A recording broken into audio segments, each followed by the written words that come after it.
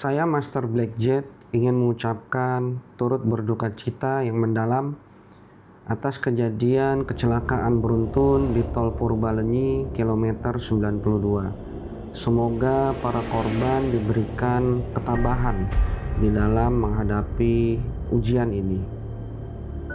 Jadi di Tol Purbalenyi kilometer 92 sampai 100 itu memang menyimpan energi mistis yang besar, karena di situ juga terdapat Gunung Hejo namanya. Gunung Hejo adalah gunung yang pada saat dahulu kala terjadi kebakaran besar di sana, tapi hanya Gunung Hejo saja yang tidak terkena kebakaran tersebut, sehingga masyarakat menamakan gunung itu sebagai Gunung Hejo.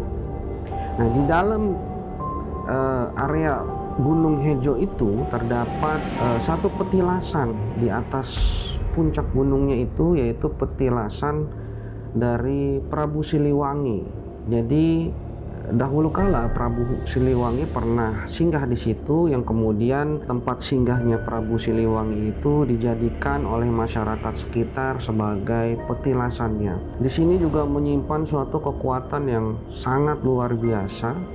Oleh sebab itulah banyak sekali masyarakat yang datang ke area petilasan tersebut untuk melakukan suatu ritual atau berdoa dengan harapan bahwa doanya tersebut kepada Tuhan itu bisa terkabul melalui perantara petilasan dari Prabu Siliwangi ini.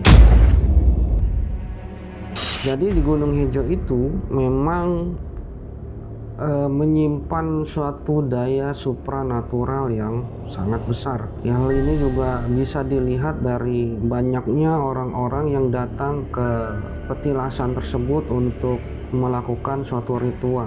Salah satunya ritual untuk kerejekiannya agar lancar, kemudian pemikat, pelet, dan lain sebagainya. Dari ritual-ritual yang dilakukan oleh masyarakat yang datang ke petilasan tersebut, itu menyimpan atau berkumpul suatu energi yang lumayan besar di sana, sehingga memang terkadang energi itu sampai kepada jalan tol yang ada di Purbalenyi ini, di kilometer 92 sampai 100.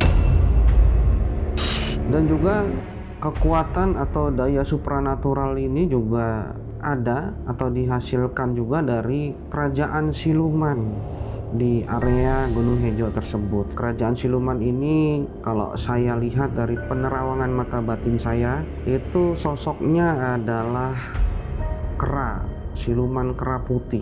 Nah, di sini dia juga banyak sekali bawahan-bawahannya. Nah, ini terkadang memang sering melintas di area antara kilometer 92 sampai 100 tersebut. Jadi terkadang memang para pengemudi melihat satu sosok yang tiba-tiba melintas, sehingga mereka berusaha untuk mengerem secara mendadak, kemudian menjadi tidak stabil kendaraannya, lalu terjadilah kecelakaan.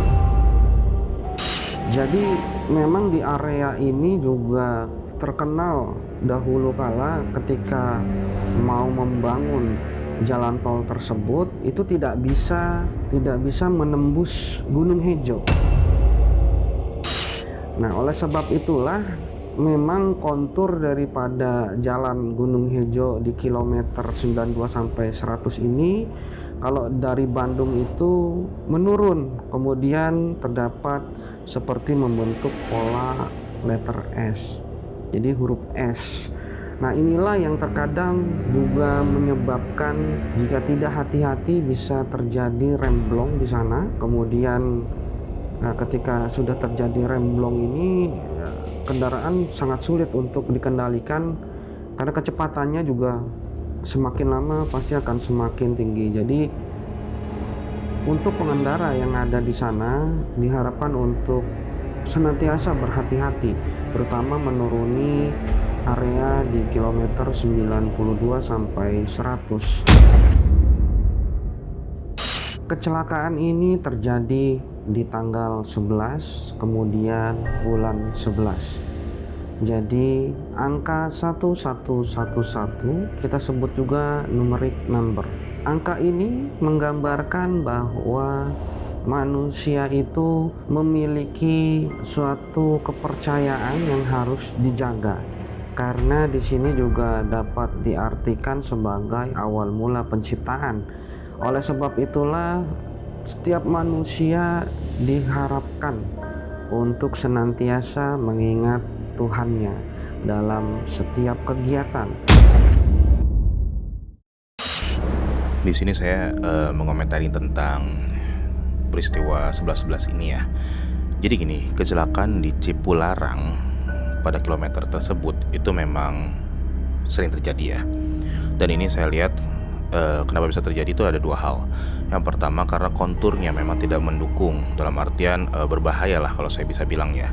Jadi memang secara teknis dan secara fisik itu sangat memungkinkan untuk terjadinya kecelakaan dengan kondisi keadaan jalan yang ada di KM tersebut. Lalu dari sisi metafisikanya atau dari sisi gaibnya, yang saya lihat di sini memang ada hubungannya dengan apa yang berada di sekitar sana ya, atau saya bisa bilang Simbah Reksonya. Jadi yang menjaga daerah sana, yang saya lihat di sini ada satu sosok, bisa dibilang seperti Om Yang Jagat ya, atau sosok kera yang besar yang memang membutuhkan nyawa di sini, khususnya juga anak-anak ya, yang bisa dibilang karmanya masih bagus. Dan di satu sisi lain juga orang banyak yang menyangkut pautkan dengan masalah Gunung Hejo ya. Nah di sini yang saya bisa kasih informasi bahwa kalau menurut saya pribadi, yang ada di sana ya, batu yang mestinya sih masih dililit oleh kain putih ya, itu bukanlah suatu makam ya, itu bukan suatu makam. Kenapa? Tapi itu adalah suatu petilasan. Masalahnya banyak orang yang salah kaprah, yang menjadikan hal tersebut, petilasan tersebut, batu tersebut menjadi apa? Menjadi makam, diperlakukan sebagai makam, khususnya untuk agama tertentu ya.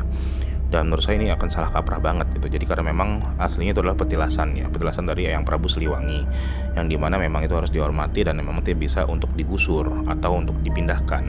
Jadi memang petilasan tersebut ada di sana, tapi yang saya wanti-wanti ya, ini yang saya yakini, petilasan tersebut tidak meminta korban ya. Jadi tidak ada hubungannya menurut saya antara korban-korban di KM tersebut dengan petilasan Eyang Prabu Siliwangi. Gak ada hubungannya. Kenapa? Iya, menurut saya petilasan itu sifatnya spiritual, bukan ke arah supranatural. Tapi kalau untuk hal yang terjadi khususnya di tanggal 11.11 ini, itu adalah hal supranatural menurut saya. Angka 11 itu memiliki suatu makna, suatu value tersendiri, terutama kalau di aliran saya pada khususnya ya, yaitu angka 11 mewakili kurang lebih ke-11 kekuatan gaib yang berada di dalam tanah atau underworld, atau bisa dibilang orang sebut sebagai neraka lah ya. Dan angka 11 ini memang sifatnya sangat materialistik, yaitu sangat duniawi, sehingga saat 11 ketemu 11 itu bisa dibilang ada suatu portal yang terbuka yang menjadikan bahwa hal-hal yang sifatnya duniawi atau hal-hal yang sifatnya berada di bawah tanah, berhawa kematian dan juga bahaya, itu bisa terjadi di hari ini. Makanya di mana-mana yang saya lihat ya banyak angin ribut, banyak badai segala macam, dan hal itu juga mendorong terjadinya kecelakaan, apalagi kecelakaan beruntun di tol Cipularang tersebut. Belum lagi masalah tumbal yang tadi saya bilang, masalah ada Simbah Rekso atau Dan Hyang atau sosok yang menjaga di sekitar sana. Itu yang saya lihat adalah sosok kera besar atau Om Yang Jagat yang biasa saya bilang ya, seperti itu. Kenapa dia meminta tumbal? Ya karena menurut saya dan menurut penelusuran saya, beliau memang ada suatu komunikasi tertentu supaya seenggaknya ada keselamatan lah yang diberikan lebih daripada tidak meminta tumbal. Seharusnya misalkan setiap hari itu ada yang meninggal, tapi karena ada tumbal maka bisa dibilang ya 1 tahun beberapa kali aja. Coba bisa dicoba dilihat data statistik kecelakaan di titik tersebut. Itu intervalnya berapa lama. Dari situ bisa dilihat bahwa ada saat-saat tertentu ya untuk terjadi kecelakaan. Itu secara teknisnya seperti itu.